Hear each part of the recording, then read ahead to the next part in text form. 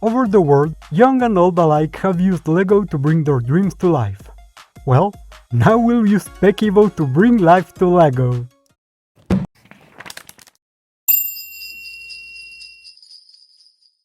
Hey everyone!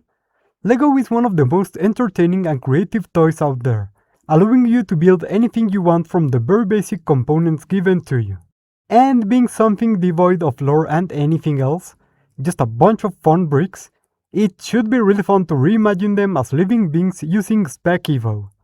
Please consider hyping, liking and subscribing to help build up our channel. And now, without further ado, let's get started. By this point in our files, it is no weird remark that animals inspire us.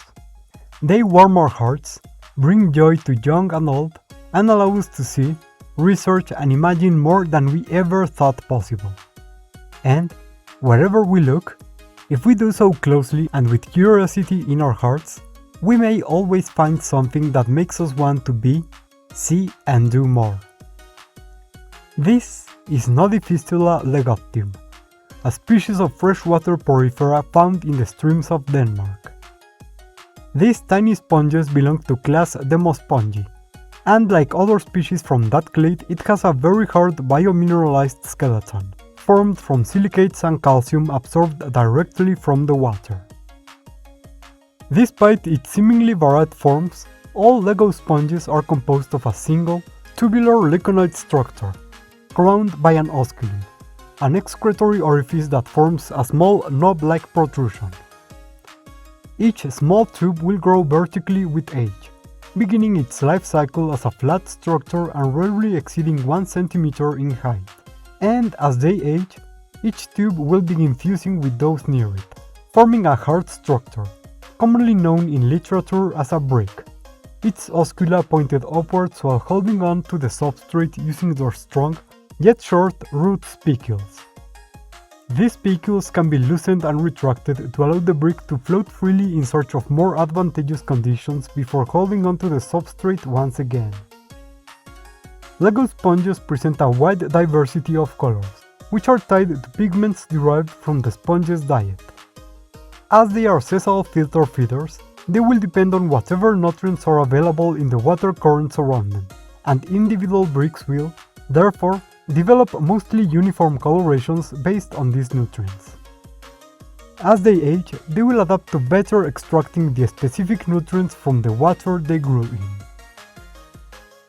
Cute as they are, however, these sponges would have been unlikely to become as well known as they are nowadays if not for their symbiosis with another organism, Microstachys curvocale, the Builder Crayfish, a small species related to Astacus astacus, the European crayfish, and similarly endangered by invasive species of crayfish. Crayfish. The Builder Crayfish is a filter feeder, extracting small food particles from the water using their modified feeding appendages, their maxillipeds. For this reason, their callipeds, or pincers, are no longer used to hold food and prey. Rather, they have adapted to this very interesting symbiosis with the LEGO sponges. These pincers are curved and blunt, as opposed to the long, sharp pincers of most crayfish, and are used to carefully move and rearrange the LEGO sponges around their habitat, not only placing them on top of rocks and substrate, but even stacking them over one another. In some cases, some Builder Crayfish have been seen using their own molted exoskeletons or even the bodies of deceased members of their species as part of these constructions. By doing this, the Builder Crayfish will create dams and alter the flow of water, bringing warmer and more nutrient-rich currents towards themselves, constantly rearranging them throughout the day to adjust for stream flow and temperature. This process will also be used by the crayfish to create shelters, and the very hard skeleton of the LEGO sponges, as well as its knobs, will make them extremely painful to step on for any predators trying to score a good meal. The constant rearrangement, it should be noted, is beneficial to the sponges as well, as it not only gives them access to nutrient-rich currents, but also allows water to pass through different morphs, each taking the nutrients they have specialized in and therefore improving absorption of the following ones. This, of course, also improves the transport of gametes from one individual to the next, increasing their general fitness.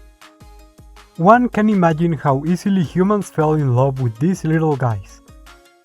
Seeing them constantly working on their projects, moving and rearranging bricks, people quickly saw their creativity and imagination stimulated, and soon began placing these animals in small aquariums, where they could be observed day in and day out, as they transformed their surroundings with each passing day. And, in a way, don't we all hope to do just that?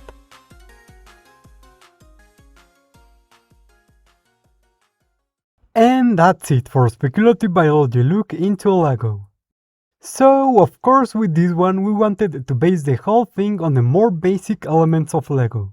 No IP stuff, no $1,000,000 sets, no weirdly amazing feats of engineering. Just some blocks and minifigures and a dream. And from the beginning I thought of making them different types of creatures, with the bricks being some kind of colonial invertebrate and the minifigure having a symbiosis with them. But we considered many different options along the way, from siphonophores, mollusks and sessile crustaceans for the bricks, to beetles and other bugs for the minifigs, before we settled on these two and gave them an aquatic environment to go along with it. And why not finish this year's lineup with a look at some nice festive art by our community? By the way, I'm so glad to see how much y'all seem to have enjoyed this toy-based holiday season. I had a blast making all of these episodes, and I'd love to make more stuff like them. So please tell me in the comments about any toys you'd like to see featured in this style in the future. I have to say, it was really interesting working with toys this season, given how different they are to our usual stuff. Many tend to have a very defined look, but relatively shallower or even non-existent lore to work off of, which led to us having to take a different approach with this. It was a very fun challenge, so huge thanks to all who wanted to see this episode. And of course, thank you to our researchers and research associates who support us through Patreon and YouTube memberships, and who voted for all the episodes you saw this season in one of our polls. And remember, you too can join in if you want to support our channel, and you will get some nice perks like seeing all of our creatures and videos ahead of time and helping mold them into shape. Or you can also like, subscribe, or tell me in the comments about any creature you'd like to see reimagined. Any of those really help the channel a lot. Thank you all for watching, and thank you for being with us this year. I hope you all have an amazing start to your 2026, and I'll be seeing you next time on the Speculative Wildlife Research Center.